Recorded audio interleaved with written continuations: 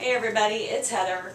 I'm going to do a quick video doing a few different juice recipes for you. It's actually going to be two different ones. Apples are kind of starting to go down in price right now, so we're going to be juicing a lot more of those for a while since they're cheaper. So what I have is my husband wanted apple and strawberry, so we're going to do that for him. And I recently found, which these aren't organic, but you know, sometimes you got to do the best you can with where you're at. I've got some cranberries that I found in the grocery store, so I've got about a cup of them here. So the recipes are going to be for two different juices. I'm doing my husband's first and then mine. His is going to be 2 large apples and just a handful of strawberries, topped. You take the tops off. And then if you get a hold of organic strawberries and they're in good condition, if you get the ones where the green tops on them are nice and you're into doing teas and things, I've read that there's some great benefits to taking those leaves and dehydrating them and using them as a strawberry leaf tea. I use raspberry leaf tea and that's really good for women's cervix. Ripens the cervix. It's good for your female organs. That's not in this recipe, but just information you might want to know. So anyway, his is 2 apples and a handful of strawberries. Mine's going to be 2 large apples and a cup of cranberries that are fresh. So let me get my top. Go ahead and juice these. Apples are good to have as a staple in your juicing diet because they're not expensive and they're great for you. There's a movie out called The Gershon Miracle where they talk about juicing is so beneficial for people that it's actually healed people of different diseases that they've had.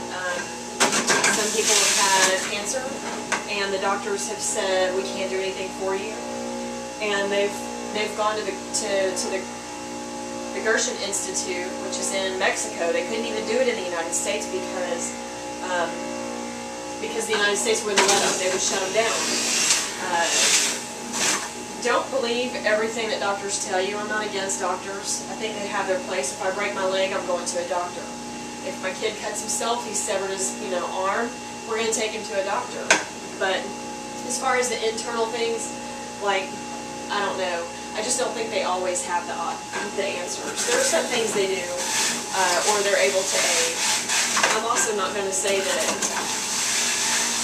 food is a cure for everything, but medicine is not a cure for people. We mistake medicine for a cure and for healing, when medicine is actually just something that we use as an aid. It basically helps you feel better. It aids you. Anyway, so there's my husband's. It's very good. Now we're going to do mine. Doesn't that look delicious? Anyway, the Gershon Miracle, the Gershon Institute, they use apples as a staple. The patients that they have come in, a lot of them are in really bad condition. Doctors have said we can do nothing for you. They start them on apple juice or apple and carrot juice every single day. And the majority, they take out all of their processed foods, and the majority of what they intake is either fresh juices like this with a base like apples, or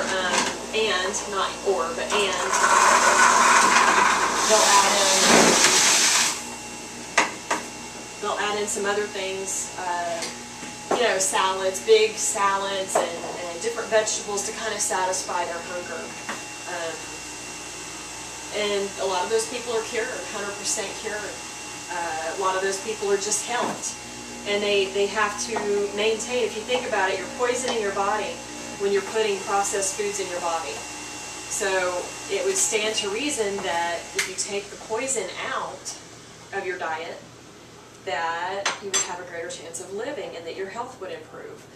I have one of my stepmother was diagnosed years ago with multiple sclerosis. She actually controls her her MS by diet.